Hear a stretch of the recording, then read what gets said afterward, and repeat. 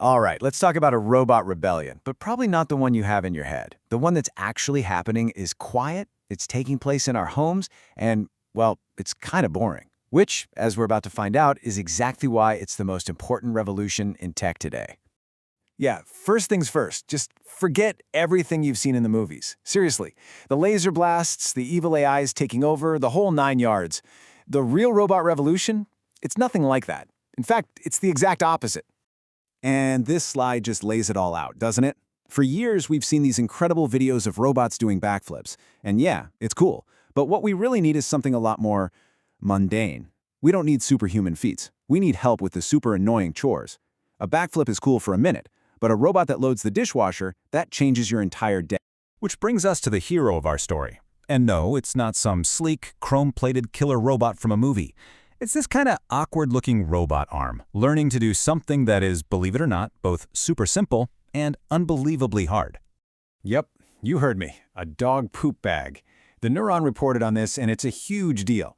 This breakthrough wasn't about strength or speed. It was about being able to handle something messy, something crinkly and slippery and just unpredictable. And that's massive. It means robots are finally stepping out of the clean, perfect lab and into our messy, real world. So, if backflips aren't the goal, how do we even measure progress?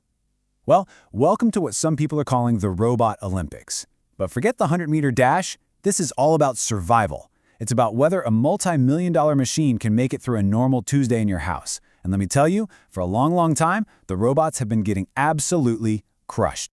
Just look at these events. Loading a dishwasher, navigating a pile of laundry. This is stuff a 5-year-old can do without even thinking. But for a robot, this is Mount Everest. Every single one of these tasks is a nightmare of unpredictable physics. Think about it. The way plates shift around, the way laundry just kind of flops, the perfect gentle touch you need for an egg. It's incredibly complex. And that gets to the heart of the problem. Our homes? They're basically chaos engines. A factory is predictable. Everything is in the same place every single time. But your house? The keys aren't where you left them. The cat is sleeping on the clean laundry. It's always changing. That chaos is the ultimate final boss for any AI. This is where this idea of embodied AI comes in, and it's so important. Think of it like this. It's the difference between reading a library of books on how to swim versus actually jumping in the water. For years, AI has just been reading. Now it has a body. It's finally getting in the pool. It's learning about gravity and friction and what things feel like just by doing. So this embodied AI, this robot body, it's designed to crack the one problem that has held robotics back for decades, the generalization problem. It's like this. It's easy to teach a robot to pick up one specific blue box from one specific spot. But how do you teach it to pick up any box of any size or color from anywhere in the room? That's generalization. And if they can solve that, well, that unlocks basically everything. So what we're seeing is this huge graduation. AI is moving out of the clean, predictable digital world and into our messy, physical one. And that's the biggest shift happening in the entire field right now. It's like the machines are going to a whole new school. And the final exam? It's your living room on a Saturday morning. Just look at this comparison. An AI like ChatGPT grew up in the clean world. It was trained on the entire internet, text, images, code. It got really good at language. But embodied AI? It's being trained on, well, on reality. Its data isn't words on a screen. It's gravity and texture and weight. Its job isn't to write a poem. It's to fold your t-shirts. Which is why the big breakthrough here wasn't about making a faster computer chip. We've got plenty of processing power. No, the missing piece was a totally different kind of smarts, an intelligence that can actually understand the physical pushback of the real world, an intelligence that gets friction.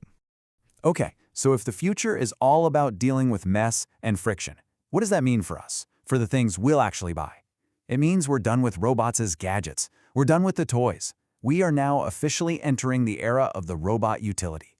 And hey, if you don't believe me, just follow the money. Seriously, AI Weekly is reporting that a company called Skilled AI, which is all in on this physical intelligence idea, is shooting for a valuation of $14 billion. The market gets it. The future isn't a cute toy, it's a useful tool. And you know, it's not just them. All the signs are pointing the same way. You've got that massive skilled valuation. You've got Broadcom seeing a 74% jump in AI chip sales, the actual hardware that makes the stuff run. And then you've got major projects like Tesla's Optimus robot finally walking around on its own. no strings attached. This isn't just a trend, you guys. This is a massive shift in where the entire industry is headed. And really, this gets right to the core of what we all actually want, doesn't it? Nobody's asking for a robot buddy to tell them knock-knock jokes. We want the thing that can just take on that hour or two of boring, unsexy labor we all have to do every day. The thing that just gives us that time back. That's the killer app. You know, this reminds me of something we see over and over again in history. A new technology doesn't really change the world when it's shiny and exciting. It changes the world when it becomes so normal, so reliable, that it's actually kind of boring. Because that's when it becomes essential. I mean, just think about the internet, right? Back in the 80s, it was this complicated thing for researchers. By the 2000s, it was how you checked your email. It was a boring utility. Robots are on the exact same track. Today, they're doing backflips for clicks on YouTube, but by 2026, they'll just be that thing that takes out the trash, quietly doing its job in the corner. And that, right there, is the key. The real measure of success isn't a viral video. It's when you don't even notice it's there. The moment a robot is just quietly and reliably doing its job, day after day, and you don't even think about it, that's when it stops being a gadget and starts being infrastructure, just like your plumbing or your electricity. So, let's bring it all home. The robot revolution is absolutely here. But it's not a hostile takeover. It's a cleanup crew. It's all about finally taking on the messy, chaotic reality of just living. So here's what I want you to take away. The next time you see a video of a robot tripping over a rug or fumbling with a doorknob, try not to laugh. Okay, maybe laugh a little, but then realize what you're actually watching. You're not watching a failure. You're watching an AI get a real-time physics lesson. It's learning from the mess, and that is the most important thing happening in tech today. Because at the end of the day, this isn't a story about robots against humans. Not at all. It's a story about humans finally building the tools to wage war on the thing we all hate, the mundane. The boring, tedious, repetitive stuff. It's a full-on rebellion against chores. It's a fight for our own time. And for the first time ever, thanks to all these quiet, unsexy, and boring breakthroughs, it actually feels like we're starting to win.